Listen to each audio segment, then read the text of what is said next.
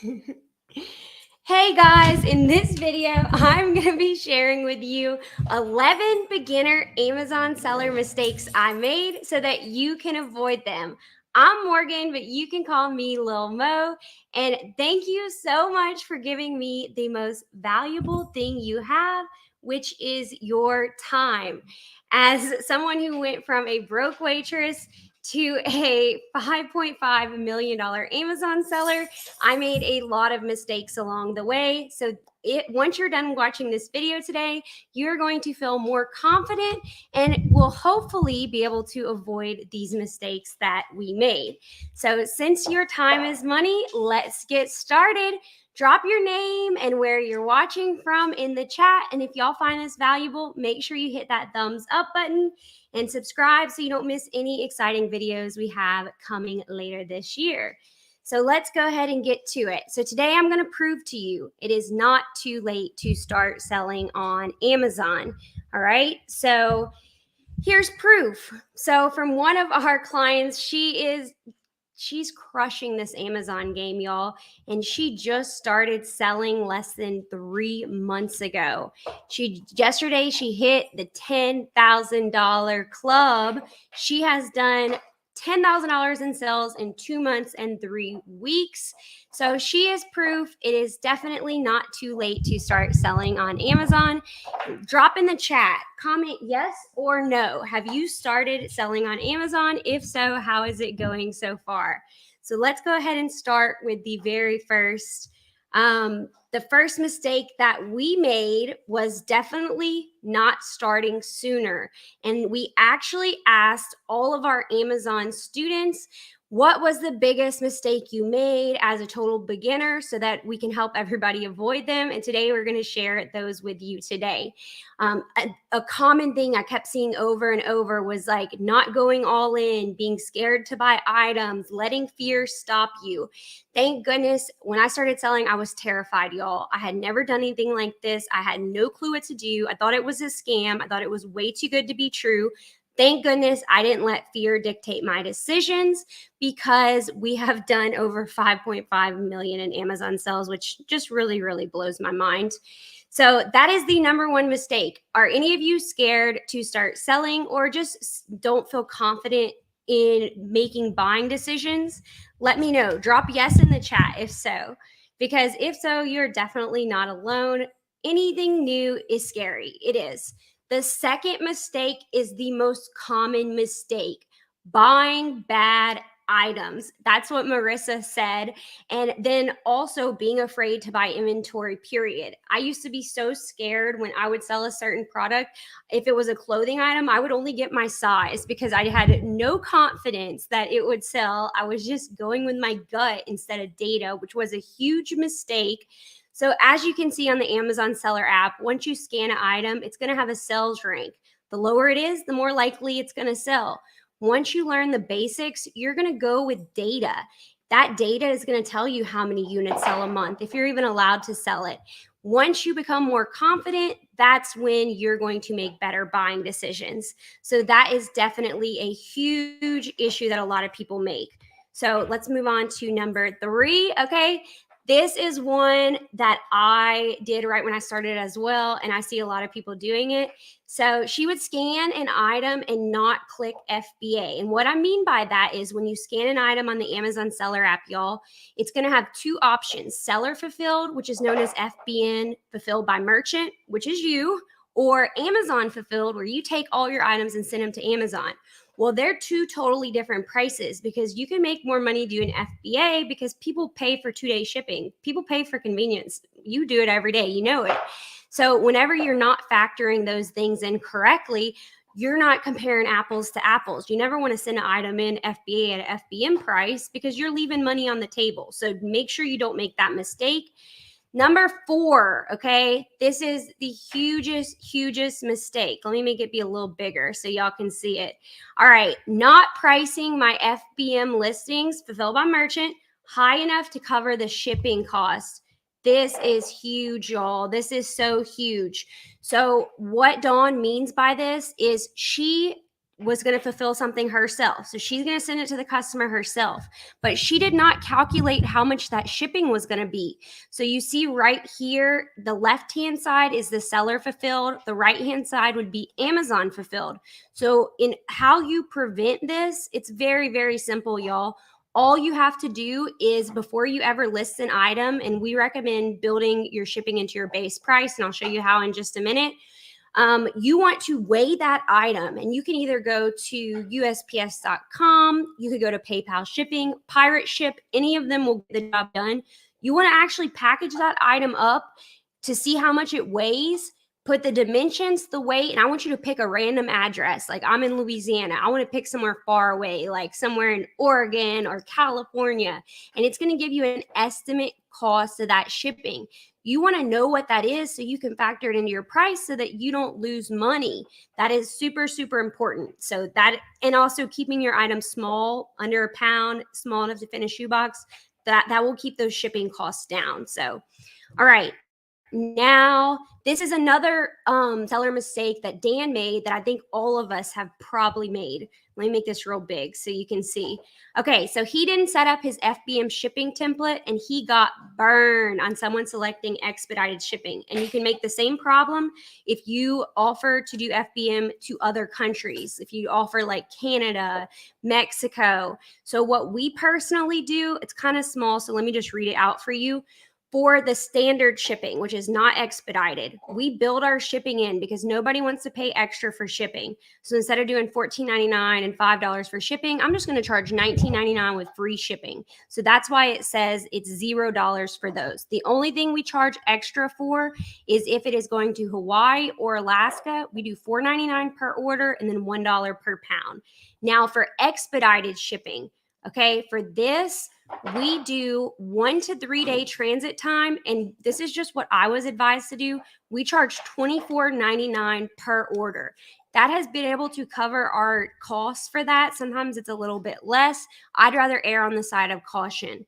Now, there is one more setting you need to do. This is if you're going to do 2-day delivery, right? And what I charge for this one, for USPS first class and priority, I do $24.99 per order, then 99 cents per pound. UPS second day air, I do $10.99 per order and then 99 cents per pound. And this has pretty much been able to cover everything that I need. So I hope that y'all find that helpful. Now, number 8, okay? April made this mistake, and it is a mistake that I made until about 3 months ago myself. So she says her biggest mistake was not getting SellerAmp earlier to see the estimated number of sales, which is a game changer and would have saved her hundreds of dollars. So what is so awesome about SellerAmp is it tells you everything you need to know. And y'all, it is one of the cheapest programs. Most of these programs are at least $100 a month. SellerAmp is less than $30. And if you use our promo code Cajunventures, you can get a free trial and half off your first month. And if you look in our description, I have links to everything. I've done free tutorials on how to use it almost every single week. So don't tell me you don't know how to use it, because there's free videos right here on YouTube and you can learn anything that you need. So let's move on to 6, okay? This one almost made me cry because it was so stinking sweet. So they said not joining this group sooner, and this was in our private Facebook group for all of our Amazon students, which really just made me really happy, I guess. So if you guys are looking for a community, maybe a step-by-step beginner guide, head to cajunventuresmo.com. We have a training tonight that will tell you more. Liz is a great testimonial. She has done over 35K in products since she started, and that was on August the 1st, y'all. Now, I'm not telling you we're going to get you rich quick or anything. We can tell you what to do. We can give you all the tools, but any of our students who have had good results, that's nothing to do with us. That is 100% their work ethic and what they have done, because we can give this information to thousands of people, because we do. 99% of them will do nothing with it. Your results are 100% based on your work ethic. Dan had a great one, buying something I was not ungated for. So it's very easy to know if you are allowed to sell something. If you look on the Amazon Seller app, you can see if it's either a restricted product, you have to apply for approval. It's going to tell you. It's a real red flag if you see an item and it only has Amazon or one seller on it. that is a huge red flag. You probably are not allowed to sell it, even if it says you are. So be careful for that. It can get your account shut down. Dawn had a great one, okay? So, and you know what? I don't think mistakes are a bad thing. Mistakes are how you learn. That's how you grow. That's how you do better. If you don't make mistakes, you're not evolving and you're not learning. That's why we say start with books. Make the mistakes with cheap items instead of expensive ones. So, our biggest advice to anybody is don't sell products you like. Go with data, right? So he was not going with all the data. And it's hard when you don't fully understand it. But when they have programs like SellerAmp that tell you everything you need to know, you're literally just being an analytical person and following data. All right. Let me know in the chat if y'all find trainings like this helpful. We've been doing them every single Wednesday. We are so excited next Wednesday to be back with our fancy YouTube videos.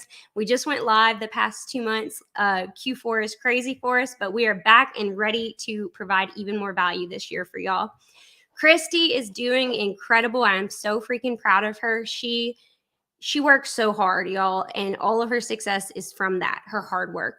And what she says I felt was so important to share because it is so easy to compare your journey and your success with other people's, but it's really, really unfair because all of us are going through different things in our life. You know, we have some students who just had newborn babies. I've never sold on Amazon with a newborn baby.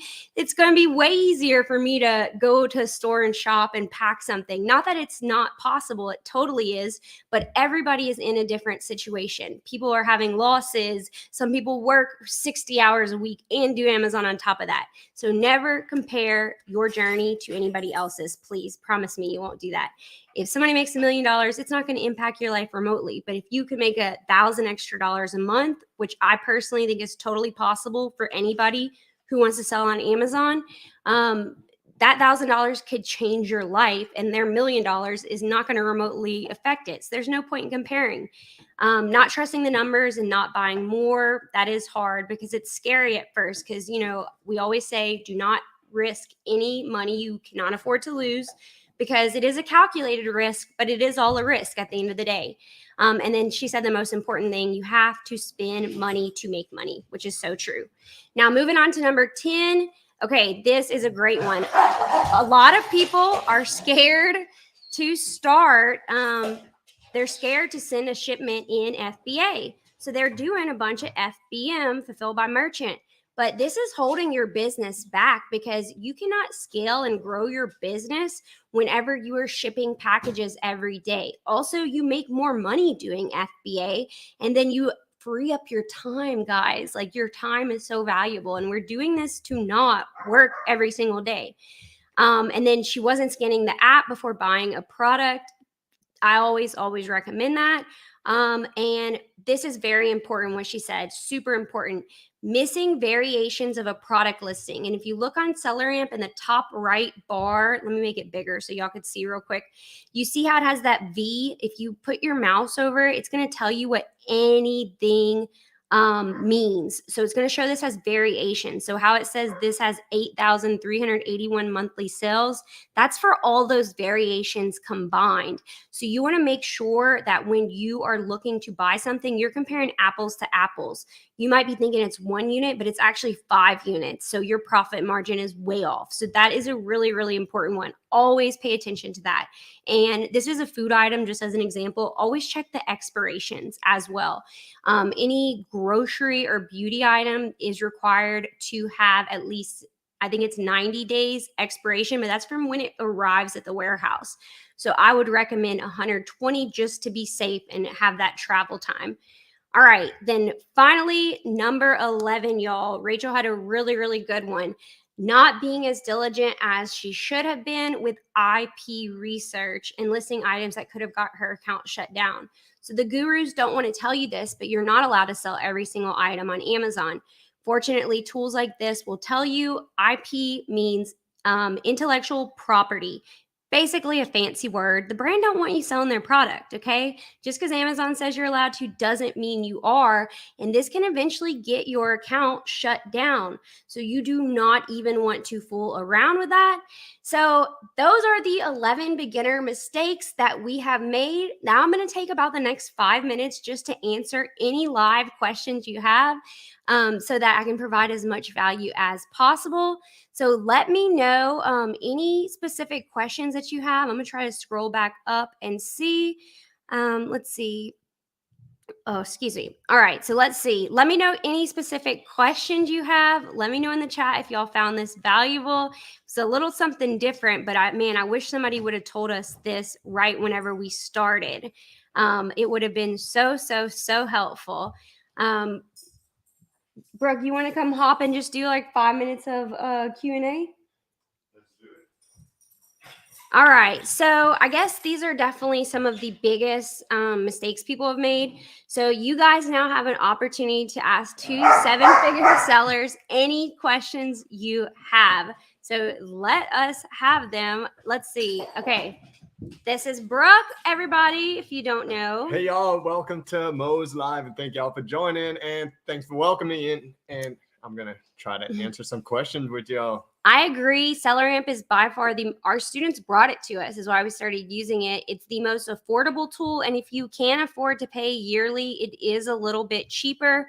We have a discount code here, cajunventuresmo.com/SellerAmp if y'all need it. And you don't need a million tools. I've seen some of y'all in there wanting more than one when y'all just starting out. You don't need a bunch of tools. Just get out there and get some inventory in. Exactly. I agree. Let's see. I think as a new seller, sometimes we overanalyze data to the point where it cripples us sometimes, to where we don't want to do things because we overanalyze it. So sometimes you just need one tool and get started. If you're brand new, I would recommend SellerAmp and Inventory Labs. That's it. That's what I'd recommend. Don't overthink it. Do not invest all your money in tools where you have no money left for inventory. That's a huge mistake. Yeah, because you just want to use those sales that you make to be able to afford those extra tools that you're going to be expanding your business later. So don't focus on wasting all your money initially on tools. All right, this is a great question. If you have a product that Amazon has a buy box in, a 2-pack of this product only has 1 FBM seller and possibly IP warning, personally, I would not sell this at all. If you're competing against Amazon, red flag. If there's an IP warning, like how much profit are you going to make off that one item? Is it worth losing your account? Absolutely not. I would abort the mission. I would not do it. Good call. For sure.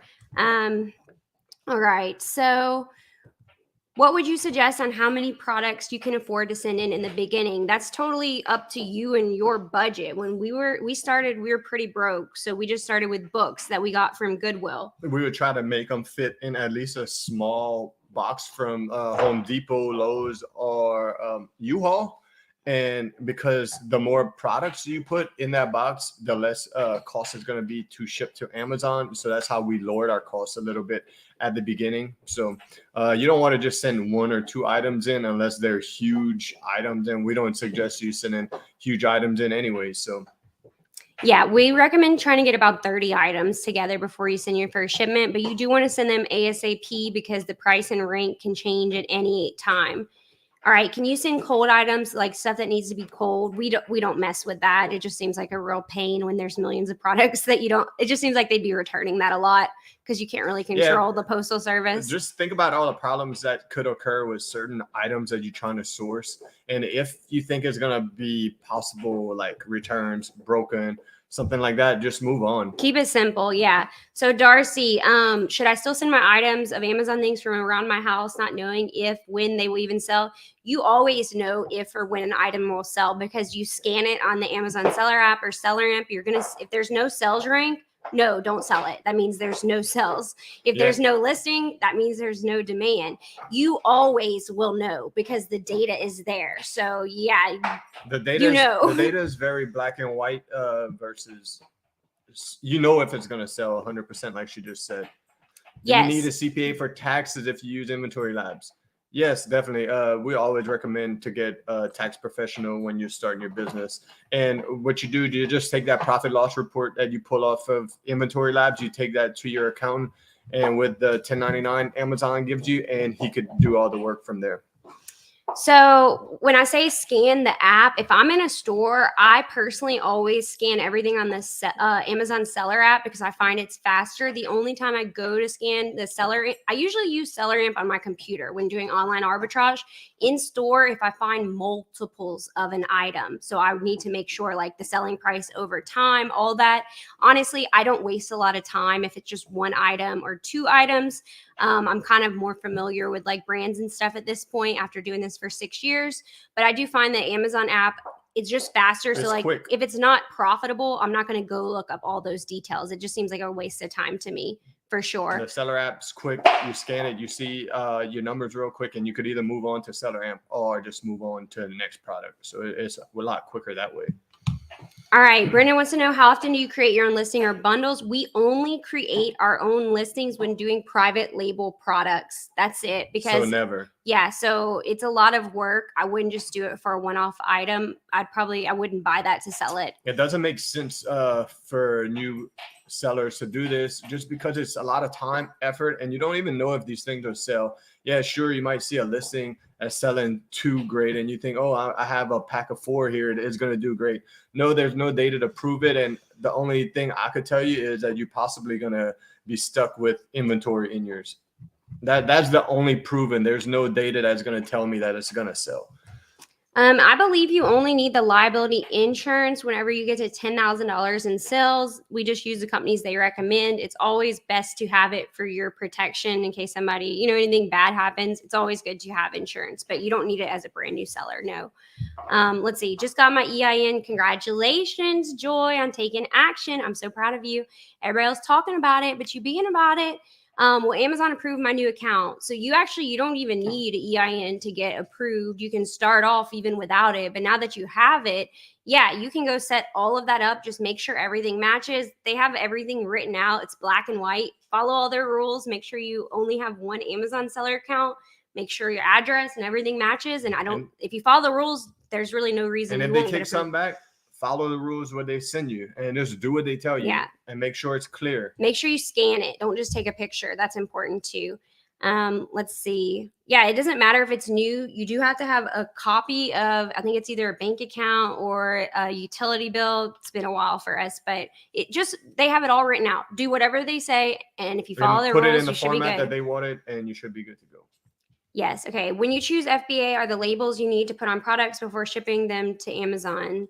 Are there? Yes, there are labels. Yeah, absolutely. You basically just stick a sticker on it. And we cover that. She covers that in detail in the guide for sure, because she keeps making new videos and they keep updating them and keep updating. So she has to remake them and remake them. Yes, we have to remake one right after this, actually. So we have all the labels and everything that we use. We have a Dymo printer. A lot of people use Rollo. Either one works. We have them in a list all for Amazon sellers. And we have like a live we did too, and we just show each product. You don't need them all as a beginner, but you definitely need labels as a beginner for sure.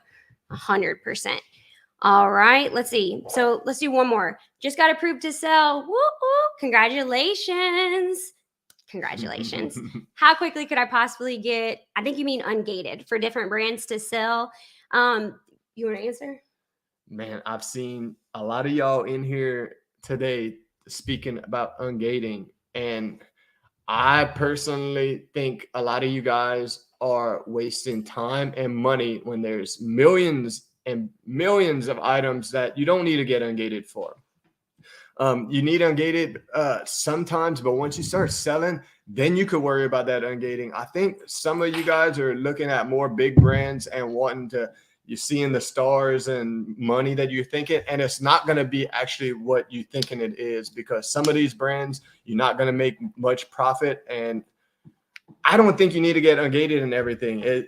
Over time, you will get auto ungated on lots of things, but at first, sell what they're letting you sell. Start with books. And, Brooke and I, we went 3 years without getting any ungate that required an invoice. The reason we say this now, I just see a lot of money being spent. Even some people in here were saying what sites to go to because they might have gotten ungated. bought 10 things to get ungated, and that site's not approved, so you're just wasting your money and time. Yeah, if you are going to get ungated for anything, the two things I recommend are beauty and grocery, but I wouldn't go down a rabbit hole. Our guide shows you how to get ungated for Lego, Disney, Star Wars, grocery, beauty, topicals. It's the same process. It's not a hard process, but I would invest that money in products, because the more items you sell, the more buy boxes you're going to get. So like, start with the basics. Don't overthink it at all. And then over time, you could use that money that you're like making from those products that you're selling to use that for ungating invoices and stuff like that. But don't use your money that you didn't even make yet to get ungated. Yes. So exactly what Rhonda just said. The more you sell, the more you're going to get auto approval. A lot of things that people are spending money get ungated. If they probably would have just made a couple of sales their first couple months, they would have got auto ungated and saved that cost. Because when you get ungated, you're usually losing money. You're not selling these items for a profit. You're just buying them to be allowed to sell stuff, basically. So yeah, so we just want to say thank y'all so much for taking the time to do this today. Next Wednesday, we are going to be back with one of our best videos we have ever posted on YouTube. I am so excited. I spent days writing the script, filming it, and getting everything done for you. So we are pumped up. So make sure you hit subscribe so you do not miss it. And we have an entire playlist on YouTube here that is going to teach you what you need to know to make your first 10K on Amazon. So you got a message for anybody, a closing message? Yes.